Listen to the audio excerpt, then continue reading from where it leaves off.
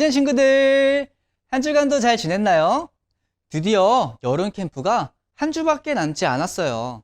우리 모두 여름 캠프를 기대하는 마음으로 오늘도 신나고 기쁘게 하나님께 예배드렸으면 좋겠습니다. 그럼 모두 자리에 일어나서 찬양할까요? 모두 함께 다윗의 춤 함께 찬양하도록 하겠습니다. 엔진을 켜고 주님께 달려갈 시간, 준비됐으면 내게 말해. 1, 2, 3, 4, let's go. 이걸론 안 돼. 조금 더 용기를 내봐. 준비됐으면 내게 말해. 1, 2, 3, 4, let's go. 이 시간 주만 높이리. 할 수 있다면 춤을 춰서라도 이 시간 주만 높이리. 온 마음 다하여 영원히 이 시간 주만 높이리. 할 수 있다면 춤을 춰서라도 이 시간 주만 높이리. 온 마음 다하여 영원히. 우리 한 번 더 찬양할 때 우리의 마음에 엔진을 켜고 다시 한번 더 신나고 기쁘게 큰 목소리로 찬양했으면 좋겠습니다. 그럼 모두 함께 한 번 더 찬양하도록 하겠습니다. 엔진을 켜고 엔진을 켜고 주님께 달려갈 시간, 준비됐으면 내게 말해. 1, 2, 3, 4, let's go. 이걸로 안 돼. 조금 더 용기를 내봐. 준비됐으면 내게 말해. 1, 2, 3, 4, let's go. 1, 2, 3, 4, let's go. 이 시간 주만 높이리. 할 수 있다면 춤을 춰서라도 이 시간 주만 높이리.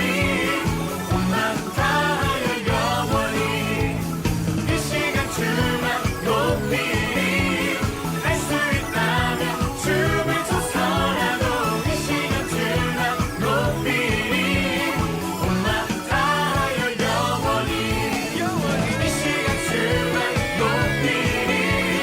할 수 있다면 춤을 춰서라도 이 시간 주만 높이리. 온 마음 다하여 영원히 이 시간 주만 높이리. 할 수 있다면 춤을 춰서라도 이 시간 주만 높이리. 온 마음 다하여 영원히. 온 마음 다하여 영원히.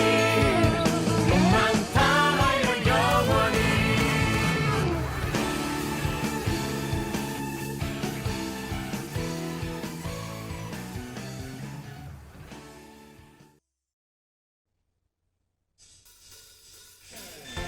계속해서 이번 여름 캠프 주제 찬양 함께 찬양하도록 하겠습니다. 우리의 창조주 구원자 예수님, 예수님만이 나의 유일한 소망. 우리의 창조주 구원자 예수님, 예수님만이 나의 유일한 소망.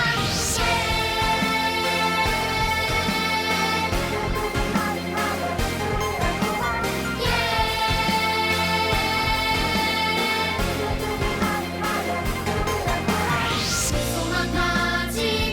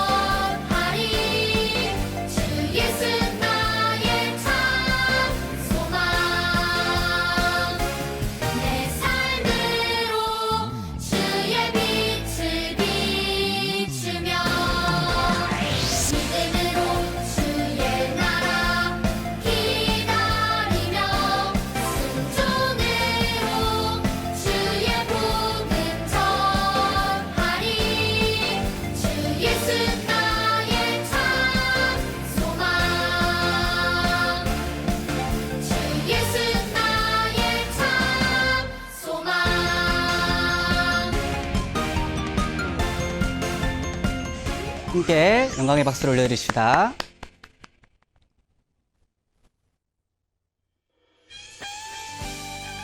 다음 찬양은 우리 새롭게 배우는 찬양이에요. 우리 함께 하늘 보좌에 앉으신 분 찬양하도록 하겠습니다.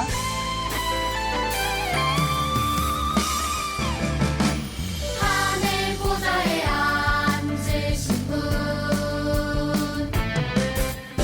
영원토록 살아 계신 분 주의 기쁜 뜻대로 찬송의 누리 보좌 앞에 엎드리고 경배하네 영광과 존귀와 권능을 모두 주께 영광과 존귀와 권능을 모두 주께 영광과 존귀와 권능을 모두 주께 거룩하신 하나님께 드리세 하늘 보좌에 앉으신 분 영원토록 살아 계신 분 주의 기쁜 뜻대로 찬송의 누리 보좌 앞에 엎드리고 경배하네 영광과 존귀와 권능을 모두 주께 영광과 존귀와 권능을 모두 주께 영광과 존귀와 권능을 모두 주께 거룩하신 하나님께 드리세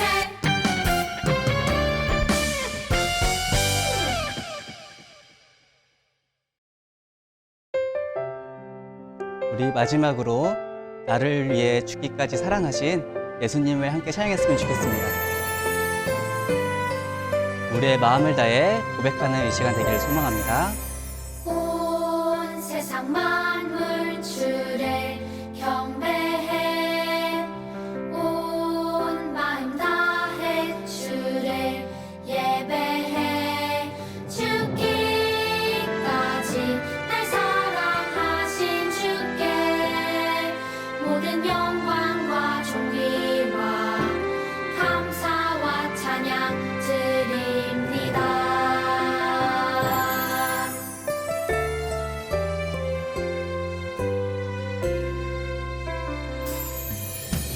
온 세상 만물 주를 경배해 온 마음 다해 주를 예배해 죽기까지 날 사랑하신 주께 모든 영광과 존귀와 감사와 찬양 드립니다. 죽기까지 날 사랑하신 주께 모든 영광과 존귀와 감사와 찬양 드립니다.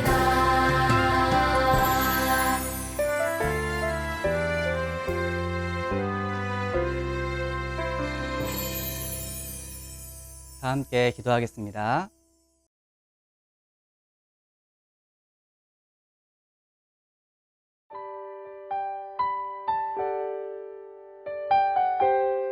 예수님의 부모도 그를 보고는 매우 놀랐습니다. 어머니가 말했습니다. 아들아, 왜 이렇게 하였느냐?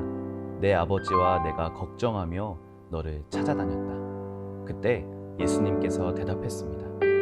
왜 저를 찾으셨습니까? 제가 아버지 집에 있어야 할 것을 모르셨습니까? 안녕하세요. 뉴젠 친구들 만나서 반갑습니다. 이제 장마도 끝나고 점점 더 더워지고 있는데 덥다고 너무 에어컨 바람 많이 쐬지 말고 건강하게 이번 여름을 보내길 바랍니다. 자, 오늘은요, 예수님의 어린 시절 이야기를 좀 해보려고 합니다. 예수님의 어린 시절 모습은 어땠는지, 그리고 이 이야기를 통해서 예수님은 어떤 분이신지 나눠보도록 할 거예요. 이처럼 오늘 말씀은 예수님에 대한 아주 중요한 내용들이 나오게 되니까 잘 집중해서 들어보도록 해요. 그럼 출발해 볼까요? 예수님께서 베들레헴에서 태어나시고 12살이 되던 어느 날이었어요. 그날은 특별히 유월절을 지키는 날이었죠. 이 유월절은 하나님께서 먼 옛날 모세를 통해 이집트에서 노예로 살고 있던 이스라엘 백성들을 구원해 주시는 날을 기억하고 기념하는 날이에요. 이 뜻깊은 유월절을 지키기 위해 예수님과 그의 가족들 그리고 친척들 모두가 예루살렘으로 향했어요. 예루살렘에 도착해서 유월절을 지내고 이제 다시 집으로 돌아가는 날이 되었어요. 그렇게 집으로 돌아가는데 이 12살 예수님이 보이지 않는 거예요. 어머니 마리아는 예수가 보이지 않는데 어딜 간 거지? 라고 생각하면서 우선은 그렇게 크게 대수롭지 않게 여겼어요. 왜냐하면 집으로 같이 돌아오는 가족과 친척의 수가 엄청 많았기 때문에 그 중에 어디인가 섞여서 오겠거니 생각한 거죠. 그런데 하루가 지나도 이 12살 예수님이 보이지를 않자 어머니 마리아와 그의 남편 요셉은 친척들 중에서 예수님을 막 찾기 시작했어요. 하지만 보이지 않았죠. 그래서 안 되겠다 싶었던 요셉과 마리아는 다시 예루살렘으로 돌아갔어요. 그런데 웬걸, 이 예수님이 어디서 발견됐을까요? 바로 예루살렘 성전에서 발견이 되었어요. 그곳에서 무엇을 했는지 알면 더 깜짝 놀랄 거예요. 그 꼬마 예수님이 하나님의 말씀을 연구하는 율법학자들 사이에서 듣기도 하고 질문을 하고 있는 거였죠. 그리고 심지어 그 예수님이 딱딱 던지는 이 하나님 말씀에 대한 대답들이 아주 지혜롭고 슬기로운 것이었어요. 요셉과 마리아는 그런 예수님을 보고 놀라면서 이렇게 말했어요. 아니, 아들아, 왜 이렇게 하였느냐? 내 아버지와 내가 걱정하며 너를 찾아다녔단다. 어휴, 우리 친구들, 마리아가 이렇게 말하는 게 당연해 보이죠? 자기 아들이 사라졌으니 당연히 걱정하며 찾아다니는 게 맞는 거잖아요. 그런데 이 12살 예수님의 반응과 대답은 우리를 갸우뚱하게 만들어요. 왜 저를 찾으셨습니까? 제가 아버지 집에 있어야 할 것을 모르셨습니까? 엥? 이게 무슨 반응이죠? 오히려 마리아에게 왜 그렇게까지 걱정하며 나를 찾았어요? 라고 대답하고 계신 거예요. 그리고 마치 당연하다는 듯이 제가 아버지 집에 있는 게 문제가 있나요? 라고 말하고 있는 거죠.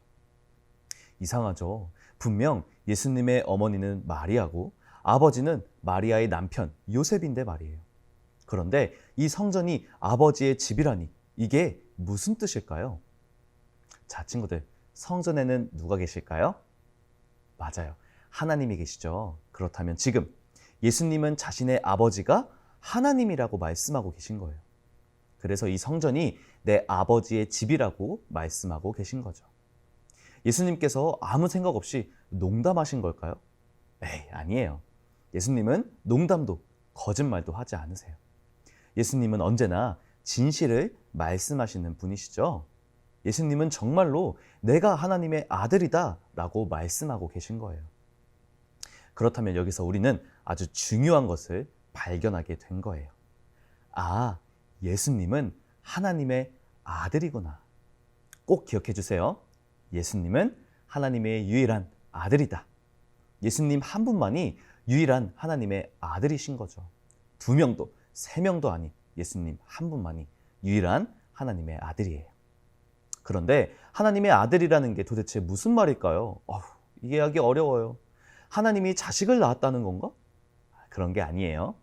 예수님이 하나님의 아들이라는 것은 예수님이 하나님과 동일한 분이라는 것을 뜻해요. 그래도 좀 어렵죠? 그렇다면 말씀을 하나 찾아서 읽어볼게요. 빌립보서 2장 6절 말씀 보겠습니다. 그분은 하나님과 똑같이 높은 분이셨지만 결코 높은 자리에 있기를 원하지 않으셨습니다. 여기서 그분은 예수님을 말해요. 예수님은 하나님과 똑같이 높은 분이라는 거죠. 예수님께서는 하늘에 계신 완전한 신이라는 거예요. 그런데 무엇을 원하지 않으셨다고요? 높은 자리에 있기를 원하지 않으셨다고요. 그래서 이 사람들이 사는 땅에 내려오셨다고요. 왜요? 우리 친구들을 죄에서 구원하기 위해 사람의 모습으로 내려오신 거예요. 우리 친구들 한번 생각해 볼게요. 만약에 우리 친구들이 한 3학년쯤 됐다고 생각해 볼게요. 그런데 갑자기 너 다시 유치원으로 내려가! 라고 하면서 나랑 동갑이었던 친구들한테 형, 오빠, 누나, 언니라고 불러야 된다고 한번 생각해 봐요. 아유, 좀 싫겠죠? 이렇게 지금 있는 곳보다 낮은 곳으로 간다는 것은 결코 기분 좋은 일이 아니에요. 결코 쉬운 일이 아니에요. 그런데 이보다 더한 일을 한 예수님께서 이것을 하신 거예요. 예수님은 하나님과 같이 높은 분이셨어요. 신이셨어요. 그런데 사람의 모습으로 이 땅에 오셨어요. 이 낮고 낮은 곳으로 오셨어요. 우리 친구들을 죄에서 구원하고자 십자가에 못 박혀 죽기 위해 이 땅에 오셨어요. 왜인가요? 우리 친구들을 사랑하시기 때문이죠.